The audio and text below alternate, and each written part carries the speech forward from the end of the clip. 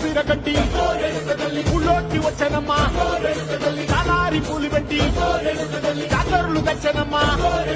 తంగేడు పూలు పెట్టి కంకాణ దూకేనమ్మా ముక్కు ముక్కెర పెట్టి ముల్లోకాల నెలదమ్మా ముంగార చూడంగా మున్నూరు కన్నులమ్మా వెనకాల చూడంగా ఏనూరు కన్నులమ్మా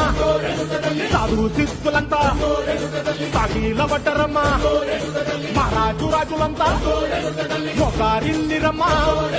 కోరిక కోరంగా రంగులు పూసినాము ఆశలు తీరంగా